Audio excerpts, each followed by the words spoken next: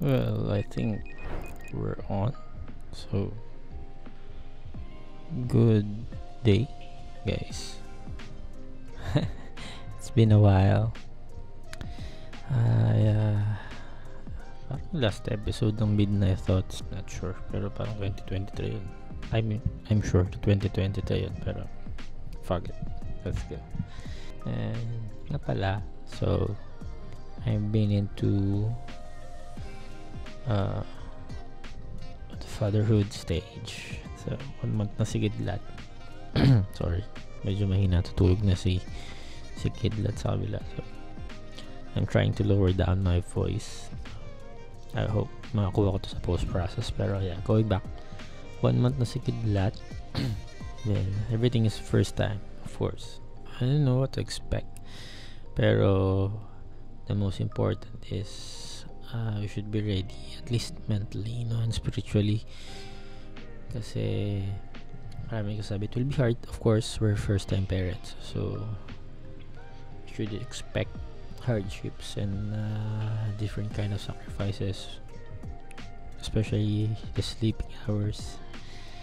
Pero in fairness, no, though sa gabi gising si Kidlat, pero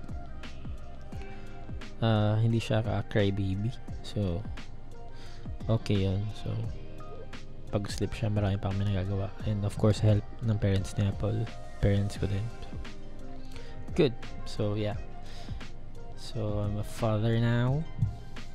Everything is great actually. So and tapos na rin yung paternity leave ko ng 1 buwan. So I don't know, parang though nasa bahay pa ako ngayon, still work from home, pero hybrid kasi, so I don't know if kailan ako papasok sa office. Pero just thinking about it, parang nasesipangs na ako. Parang ayoko mo nang malayo kay baby, pero it's the reality of life, so I will gladly accept that and make the most out of it. Of course, no, hindi naman natin maalis yet. That's my primary source of income. I should not take that for granted. So ayun, nothing much to discuss. Matagal ko na itong ginawa actually. I've been in the hiatus for almost a year. I really wanted to have a podcast of my own, but yeah, I don't know, sobrang tinatamad ako. Kung pwede lang one click and go, then upload. But I wanted it to have a video, so gusto ko rin makita kasi you just don't want to hear it. I'm more of a visual guy, if you know me. But yeah, I think yun lang.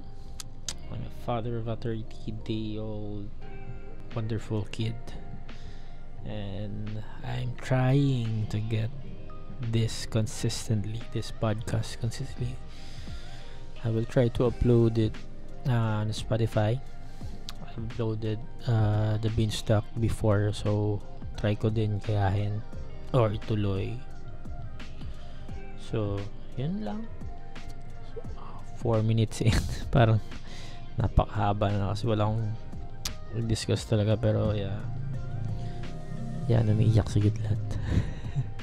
I can hear him here. Yan lang. So I guess may compare na topic, or parang mas okay nga yung ganda yun, parang lang chill lang, nakita ko lang ang tropa mo din, kwentuhan lang kayo, very natural. Gusto kong makuha yung gantong vibe ng podcast, no? So mas okay sana kung may bullet points para mas well structured yung topic na i-discuss or pag-uusapan, no? Pero I will try my best to make it more natural and more of a conversational lang na vibe of podcast. So yeah, medyo mahaba na. So again, thank you for listening and wish me luck on this podcast. Bye.